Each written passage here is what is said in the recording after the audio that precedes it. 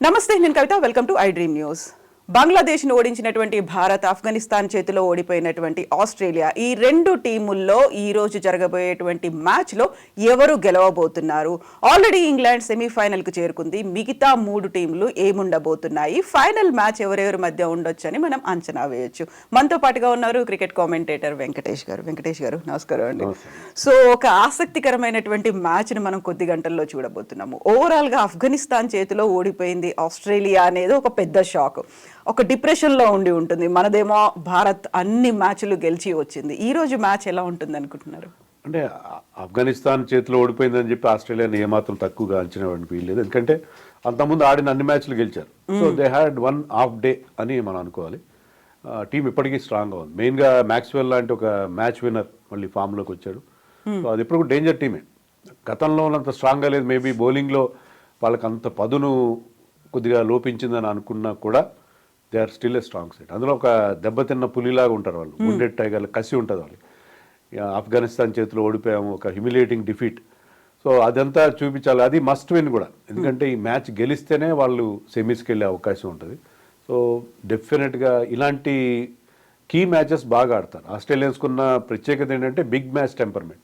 ఎప్పుడైతే ఒక big match ఉంటుందో ఆ big match brings the best out of them. So కాబట్టి ఐ థింక్ అంత ఈజీ కాదు ఇండియాకి. India is doing extremely well. కానీ ఒక్కటి మనం దృష్టిలో పెట్టుకోవాల్సింది ఏంటంటే ఇండియా ఇంతవరకు ఆడిన ఈ వరల్డ్ కప్లో ఆడినన్ని కూడా రిలేటివ్లీ స్మాలర్ టీమ్స్. మనం సెనా కంట్రీస్ అంటాం. South Africa, England, New Zealand, Australia, ఇవి మెయిన్ మన ప్రత్యర్థులు. వీళ్ళతో ఎవరిలో మనం గ్రూప్ స్టేజ్లో కానీ సూపర్ ఎయిట్స్లో కానీ ఇంతవరకు ఫేస్ చేయలేదు. సో మనం బాగానే ఆడాము. Maybe India was not tested. So ఇప్పుడు రియల్ టెస్ట్ ఇక్కడ ఉంటుంది. ఎందుకంటే ఆస్ట్రేలియాని ఫేస్ చేయడం, ఆస్ట్రేలియాతో మనకున్న గతంలో తగిన దెబ్బలు, going back to November 19th last year, ఇవన్నీ దృష్టిలో పెట్టుకుంటే ఈ మ్యాచ్ అంత ఈజీ కాదు. ఈ మ్యాచ్ గెలిస్తే మాత్రం నథింగ్ లైక్ ఇట్. ఎందుకంటే ఇండియా కనుక ఈ మ్యాచ్ గెలిస్తే రెండు రకాల బెనిఫిట్స్. ఒకటి ఏంటంటే వన్ డే వరల్డ్ కప్ ఫైనల్లో ఓటమికి రివెంజ్ తీర్చుకున్నట్టు. రెండోది మనకి మెయిన్గా మన ఇబ్బంది పెడుతున్న టీం ఏదంటే నాకౌట్స్లో ఆస్ట్రేలియా. సో ఆస్ట్రేలియా ఒకవేళ మనం ఫైనల్కి వెళ్తే మళ్ళీ ఆస్ట్రేలియాతో ఫైనల్ ఉంటే మళ్ళీ మనకి సేమ్ రిజల్ట్ వచ్చే ప్రమాదం ఉంటుంది. సో ఆస్ట్రేలియాని కనుక మనం ఈ స్టేజ్లోనే ఎలిమినేట్ చేసేస్తే ఇండియాకి రూట్ చాలా క్లియర్ అయ్యే అవకాశం ఉంటుంది. సో ఆ రకంగా తీసుకున్న ఏ రకంగా తీసుకున్నా కూడా India should aim to win this match. గెలిస్తే ఆస్ట్రేలియాని బయటికి పంపించేయచ్చు, తర్వాత రివెంజ్ కూడా తీర్చుకునే అవకాశం ఉంటుంది.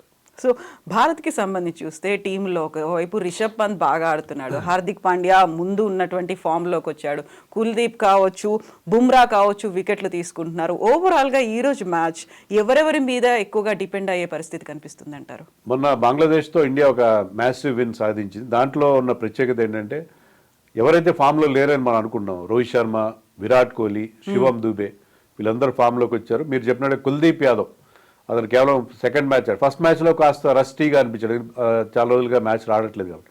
కానీ ఆ మ్యాచ్లో మంచి రిధంలోకి వచ్చి 3 వికెట్లు తీయడం, ఇవన్నీ చూస్తుంటే ఏంటంటే మనకి ఏవైతే ప్రాబ్లమ్స్ అనుకుంటున్నాం, ఇంకా కొన్ని ఇష్యూస్ అవన్నీ కూడా సెటిల్ అయిపోయినాయి. ఒక్కటి ఏంటంటే జడేజా, రవీంద్ర జడేజా ఒక ఇంపార్టెంట్ ఆల్రౌండర్. బ్యాటింగ్లో బౌలింగ్లో అతను అంత ఆశించిన స్థాయిలో ఇంకా పర్ఫార్మెన్స్ అతని నుంచి రాలేదు. బట్ ఇట్ హ్యాపెన్స్, ప్రతి ఒక్క ఆటగాడు బాగా లేదు.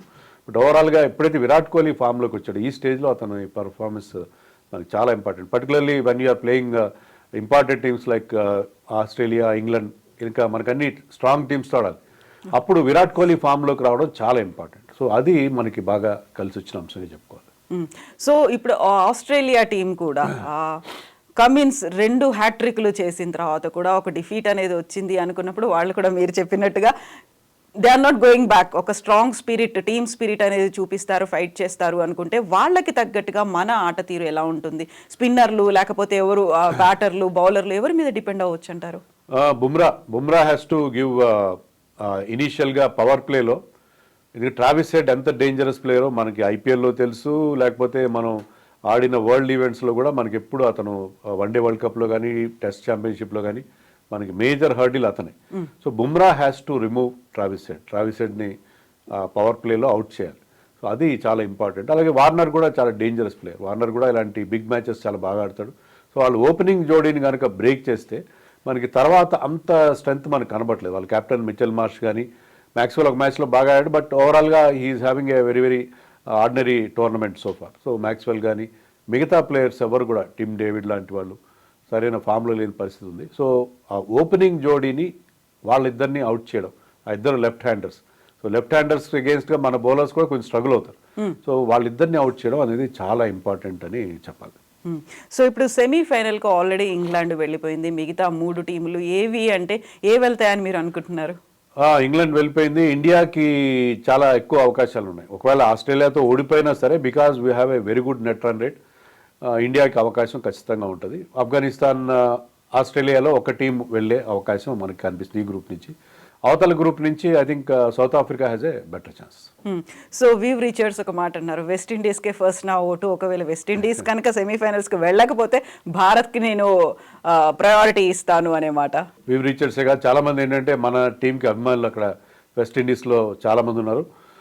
ఈవెన్ గవాస్కర్ డేస్ నుంచి తీసుకుంటారు. గవాస్కర్కి విపరీతమైన ఫ్యాన్ ఫాలోయింగ్ ఉండేది వెస్టిండీస్లో.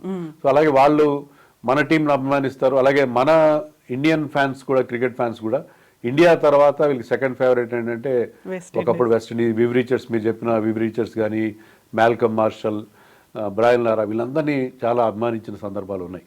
సో ఆ 2 దేశాల మధ్య అలాంటివి ఉంది. వివ్ రిచర్డ్స్ అంత మంచి మాట అంటే అది అంటే అక్కడ లోకల్ సపోర్ట్ కూడా మనకు వచ్చే అవకాశం ఉంది. సో ఈ రోజు మ్యాచ్ మీద వర్షం ఎఫెక్ట్ ఉండే అవకాశం ఉంది అంటున్నారు, అది ఎలా ఉంటుంది ప్రెడిక్షన్స్ అని? రెయిన్ థ్రెట్ అయితే ఉంది. ఒకవేళ వర్షం పడి మ్యాచ్ రద్దు అయితే ఇండియాకి ఏమీ నష్టమే లేదు. ఒక ఎక్స్ట్రా పాయింట్ వస్తుంది, ఇండియా స్మూత్గా సెమీస్కి వెళ్ళిపోతుంది. కానీ అది ఖచ్చితంగా ఆస్ట్రేలియాకి ఇబ్బంది, ఎందుకంటే వాళ్ళు ఓడిపోయి 1 పాయింటే తెచ్చుకుంటే, ఆఫ్ఘనిస్తాన్ తమ లాస్ట్ మ్యాచ్ అగేన్స్ట్ బంగ్లాదేశ్ గెలిస్తే అప్పుడు Australia will be out of the tournament. So అందుకని వర్షం వస్తే వాళ్ళకి ఎక్కువ డేంజర్. అలాగే ఎప్పుడైనా మీకు మ్యాచ్ కాస్త షార్ట్ ఎండ్ మ్యాచ్ అయినా, అది ట్రంకేటెడ్ మ్యాచ్ ఎప్పుడైందంటే అది ఒక లాటరీ అయిపోతుంది, గెలుపు ఓటమి లేక. అలాగే ఒక ఫుల్ మ్యాచ్ జరగాలి. ఆ ఫుల్ మ్యాచ్లో మనం వాళ్ళ మీద రెవెన్యూ తీసుకోవాలని చెప్పి ఇండియన్ ఫ్యాన్స్ అందరు కూడా ఎక్స్పెక్ట్ చేస్తున్నారు. So next Bangladesh and Afghanistan match మీద కూడా అందరి దృష్టి అనేది ఉంది. ఎవరిని ఎలిమినేట్ చేస్తుంది ఈ మ్యాచ్ అనేది? Not only Bangladesh or Afghanistan, Australia మీద కూడా ఎఫెక్ట్ పడుతుంది కదా అది? డెఫినెట్గా పడుతుంది. ఒకవేళ ఇండియా చేతిలో ఆస్ట్రేలియా ఓడిపోకపోయినా కూడా, ఒకవేళ ఆస్ట్రేలియా గెలిచినా కూడా ఆఫ్ఘనిస్తాన్ విల్ నో ది, ఎందుకంటే మ్యాచ్ నెక్స్ట్ డే జరుగుతుంది కాబట్టి వాళ్ళకి తెలుస్తుంది ఎంత మనం నెట్ రన్ రేట్ మెయింటైన్ చేస్తే మనం సెమీస్కి వెళ్ళొచ్చు అని చెప్పి. సో అందుకని ఆఫ్ఘనిస్తాన్కి అడ్వాంటేజ్ ఉంటుంది. సో వాళ్ళు ఆ పెద్ద మార్జిన్తో బంగ్లాదేశ్ని ఓడించే పని చేస్తారు కాబట్టి డెఫినెట్గా ఒకవేళ ఆస్ట్రేలియా ఇండియా మీద గెలిచినా కూడా ఆఫ్ఘనిస్తాన్ వాళ్ళని దాటుకొని సెమీస్కి వెళ్ళే అవకాశం మనకు కనిపిస్తుంది. సో ఈ రోజు మ్యాచ్ కోసం ఏమైనా మార్పులు చేర్పులు టీంలో ఉండే అవకాశాలు ఉన్నాయా? ఇండియన్ టీంలో టీం బ్రహ్మాండంగా సెట్ అయింది, అలాంటి మార్పులు ఉండే పరిస్థితి మనకు కనబడుతుంది. ఎందుకంటే మీకు అక్కడ 3 స్పిన్నర్స్ 3 పేసర్స్ ఉన్నారు, మీకు 6 బౌలింగ్ ఆప్షన్స్ ఉన్నాయి. సో మీరు దాని సిచ్యుయేషన్ బట్టి మీరు దాన్ని మార్చుకునే అవకాశం ఉంది. ఎప్పుడైతే హార్దిక్ పాండ్యా థర్డ్ సీమర్గా మనకి మంచి బౌలింగ్ చేస్తున్నాడో, మనకి బౌలింగ్లో ఉన్న వర్రీస్ అన్ని తీరిపోయినట్టుగా చెప్పాలి. So I don't think there will be any changes. Shivam Dube కూడా లాస్ట్ మ్యాచ్లో మనం అంతకుముందు కూడా మాట్లాడుకున్నాం, అతను అంత ఆశించిన స్థాయిలో పర్ఫామ్ చేయట్లేదు. కానీ శివం దుబే కూడా లాస్ట్ మ్యాచ్లో కాస్త ఒక ఇంపార్టెంట్ 30 చేశాడు, ఒక 3 సిక్స్లు కొట్టాడు. సో అతని రోల్ ఏంటంటే hitting sixers against spinners. So ఆ రోల్ని అతను కొంతవరకు ఫుల్ఫిల్ చేశాడు కాబట్టి ఐ థింక్ టీంలో ఎలాంటి మార్పులు ఉండే అవకాశం లేదు.